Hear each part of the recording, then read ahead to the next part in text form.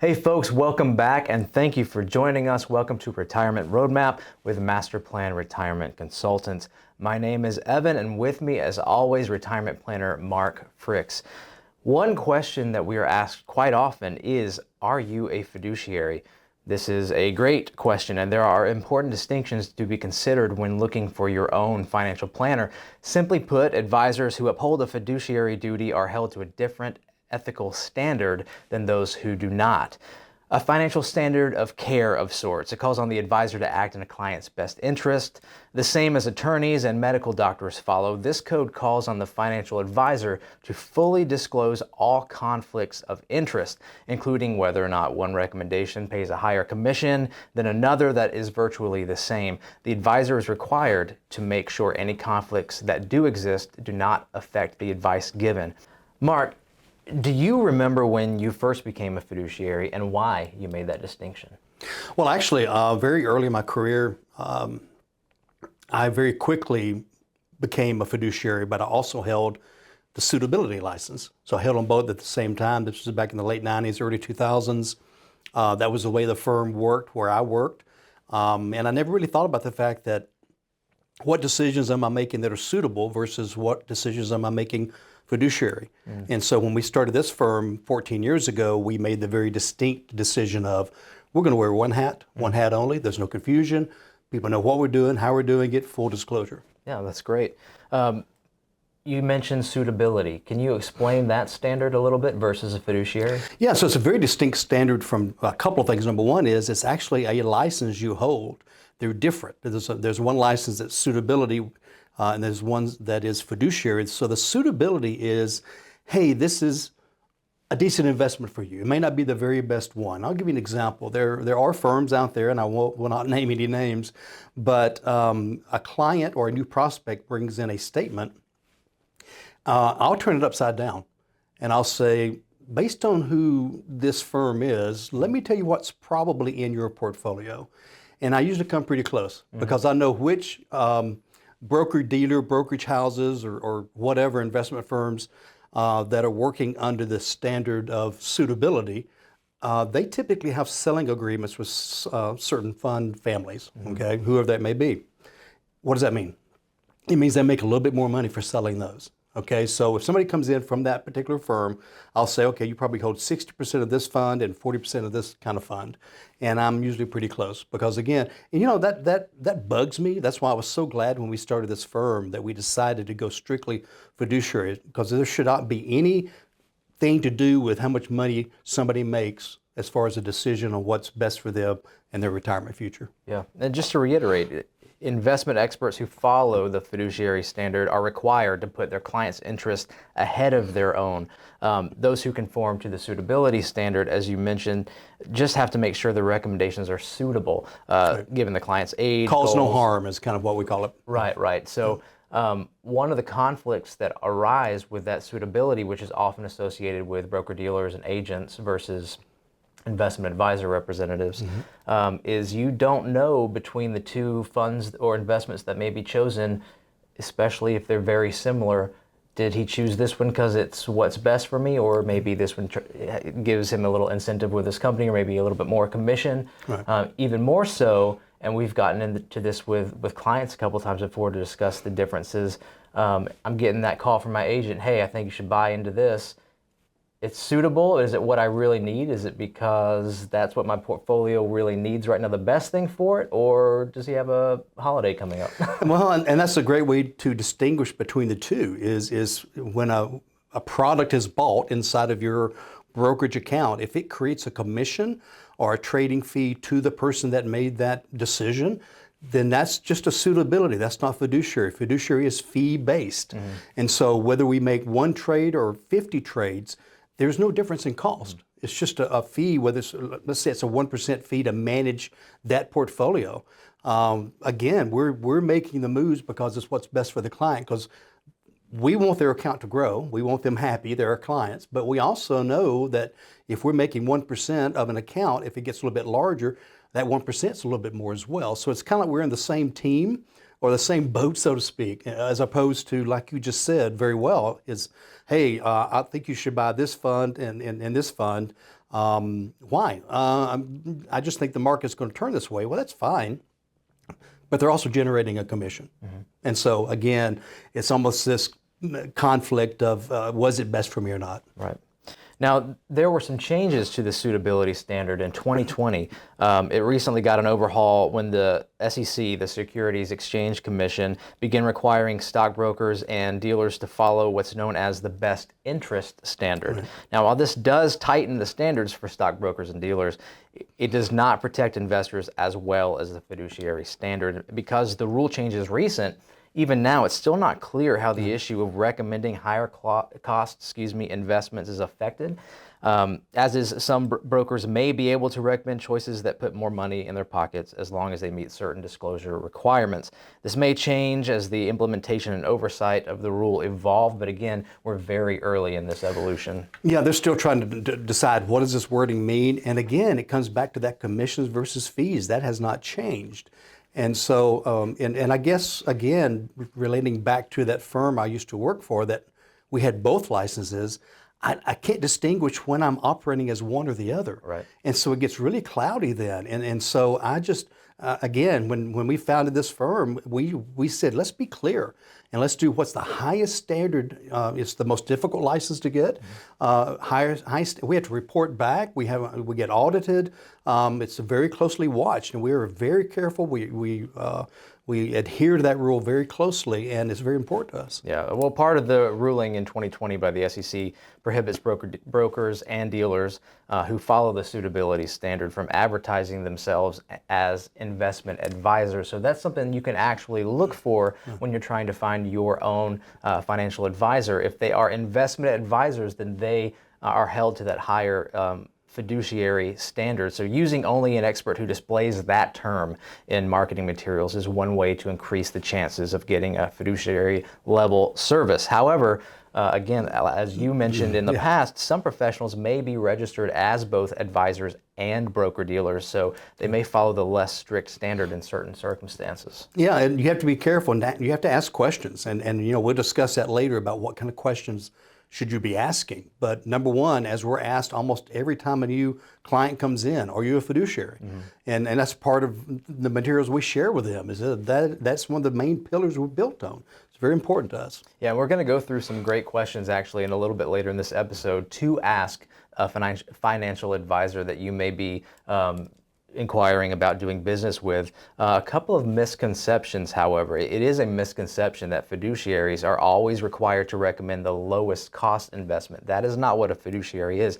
In reality, fiduciaries are only obligated to recommend investments that are in the client's best interest while clearly communicating any terms of the investment. Another myth, and this is across the board, is that using a fiduciary to manage your money can guarantee you'll achieve returns. The returns that you're after. The stock market is risky by nature, and it's possible that an investment recommendation may not work out as planned. That could just as easily happen if you were investing on your own as well. And make sure you heard Evan correctly. He said cannot guarantee. Right. Okay. So want to make sure that word didn't get cut out anywhere, because that's absolutely true. That's an important word to enunciate in that particular sentence. So we talked a little bit about the commissions versus fee-based. Can you discuss a little bit of product versus process? Yeah, I can. So this is, again, a very important part of what we do. But if you're, if you're selling a product, which would be a mutual fund, an ETF, whatever you might make a commission on or a trading fee on, then that is a product. It's just like, hey, I'm going to go buy this, or I'm going to be sold that, or whatever. We use it as a process because, again, it's not necessarily, we're not making money if we're making moves. And so the process is actually computer-based. And we've talked about this before. It's our red money, it's our risk growth. But because we're using over 100 years of the stock market built into these computer programs, then we are looking at trying to look ahead of the market as opposed to what did good last year. I mean, I can research Home Depot or Coke forever and say, hey, they had a great year last year. That doesn't mean what they're doing today. And so what these algorithms are trying to tell us is where the trends are and where the sectors are going and what, where the economy from a stock market standpoint may be going. Again, it's not guaranteed at all, please, but many times it gives a little bit better return with a little bit less risk. And that's what we're always looking out for our clients. And because it is not selling something, it's making trades on a fee basis. It's more of a process, and so we've heard this before. Over 70% of all trades are now done by computer, and so if you're still dealing with somebody that calls you up and says, "Hey, I want to buy this and sell that," and then you call them back a day later, and then finally the trade gets done, you've probably missed your boat on that particular one because you got 10,000 computers around the country already made that trade and has already changed the price, and so it's a very much, as we like to say, money travels as fast as information. How fast does information travel? Nanoseconds. Okay, so these again are kind of driving the front of the marketplace. And if you're still doing it the old-fashioned way, you're really missing out on some possibilities. Absolutely.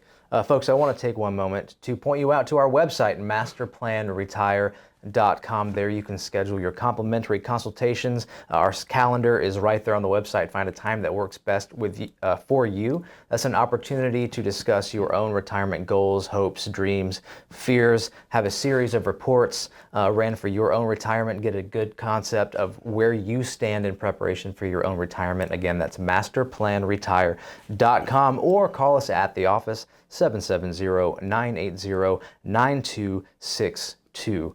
One word you mentioned in that last exchange was the word process, and I really want to dig into that a little bit more from this angle. First of all, we've already established that investment advisors are, by law, fiduciary.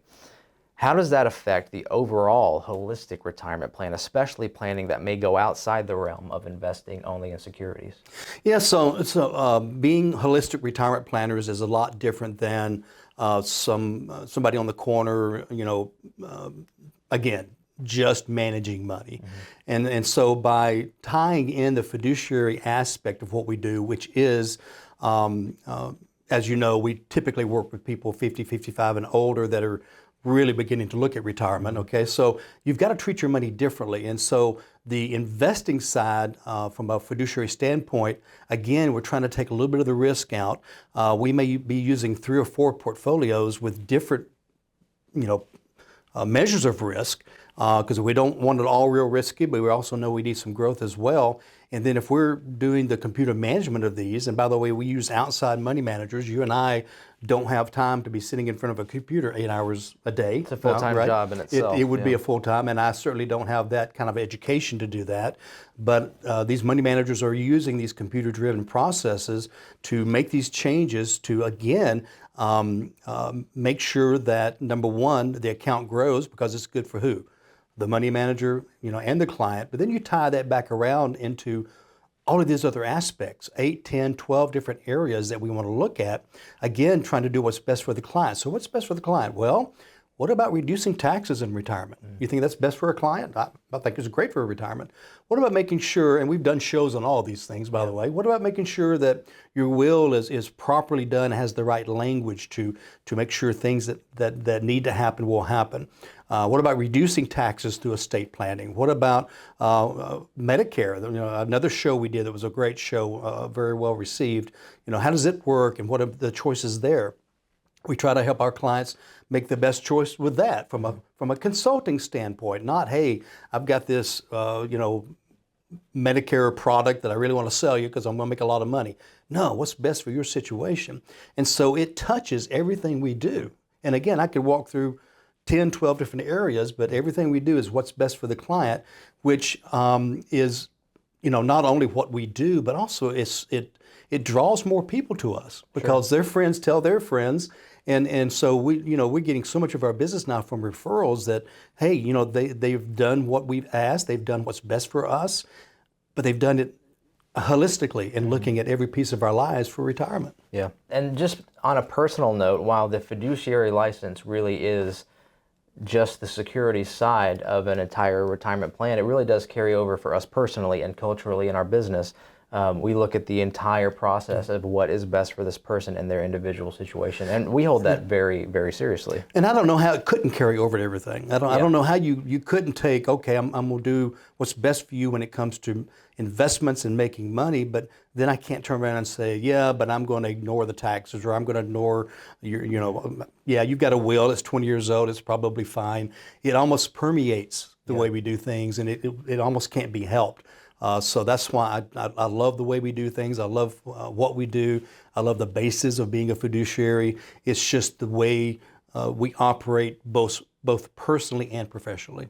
Right. So how do you search for a fiduciary? Well, there's clearly a buzzword to look for, and that's fiduciary. A couple things to look out for that are very obvious signs that you might not be dealing with a fiduciary would be mandatory investments, financial products that carry commissions, as we mentioned already, or fees that are hidden. But what are some questions that you could ask your advisor? Number one, are you a fiduciary? That's the no-brainer. The hardest part about that one is spelling it.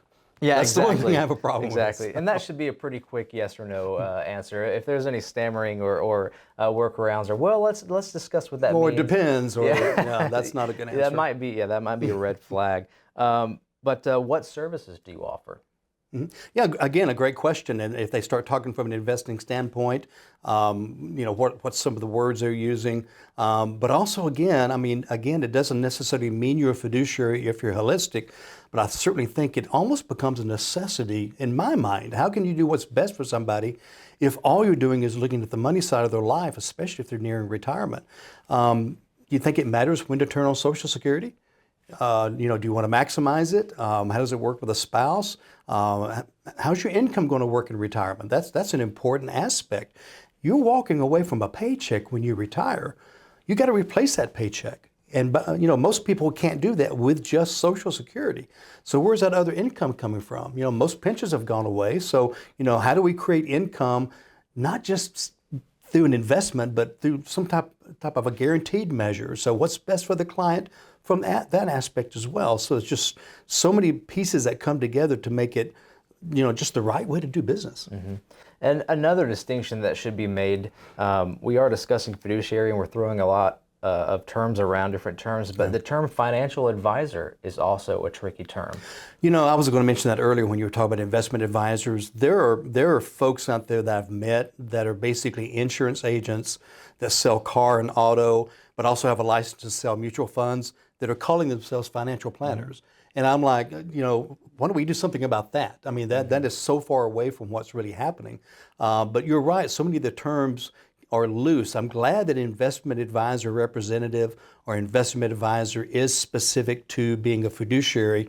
I don't know that that's not misused sometimes, sure, but hopefully, the folks with that license. But again, if they've got that other license, the suitability license, or standard of care or right standard, again, you got a mixed bag there, and I'm not sure what side of the fence you're sitting on when you're talking to me in this particular meeting. Another great thing to inquire from an advisor is what is your investing philosophy? Right. Again, what are you trying to accomplish with your investing? Again, I believe what's best for the client is the computer algorithms, using that to maximize the efficiency of these portfolios. But maybe, if their investment philosophy is, I'm going to try to use dividends to create income, well, that's not guaranteed. And dividends tend to fall away as the stock market gets hit or the economy gets hit. So again, like you said, what is your investment philosophy, but also your overall philosophy as well when it comes to the holistic planning approach.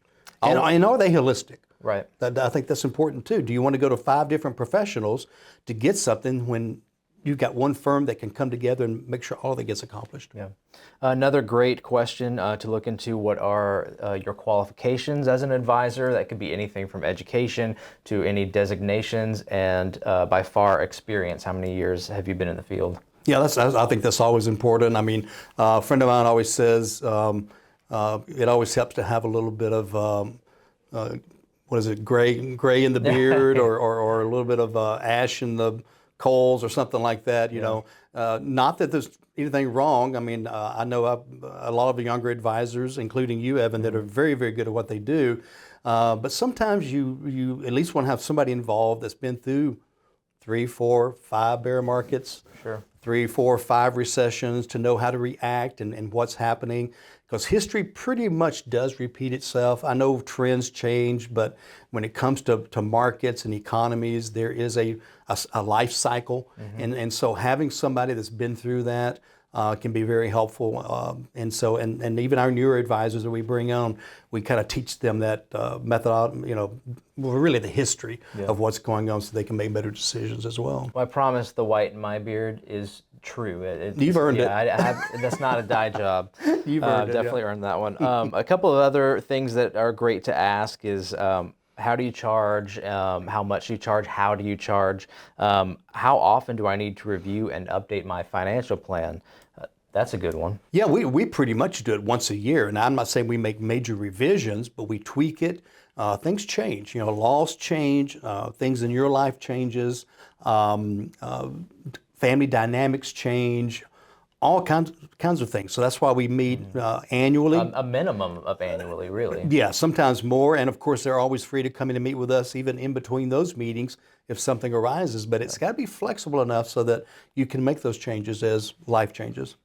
Another great question, what types of clients do you specialize in serving? That's a perfect, wonderful question. Maybe you've got an investment advisor that specializes in, I'm trying to think of a good example, maybe people 35 to 55, or maybe people that have college planning to be done or whatever. For a certain sector of the industry, we have a ton of federal employees. A lot of federal employees, a lot of people that worked for years at some of the local corporations. I think our niche is middle to upper middle class. I mean, we're not looking necessarily.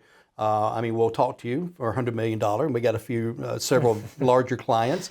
But really, it's kind of middle America. That's where I grew up, and that's kind of what I understand. And so, again, I'm not saying we don't have some larger clients, because we do. But that niche of people that worked really, really hard, earned all their money, saved well, were disciplined, or maybe feel like they're behind a little bit and need that boost as well. But that is one of our niches, is really preparing for retirement, but also carrying people through retirement. Absolutely. Folks, I do want to remind you one more time to check out our website, MasterPlanRetire.com. There you can schedule your complimentary consultation, get that series of retirement reports, get a good 10,000-foot view of your own retirement, MasterPlanRetire.com.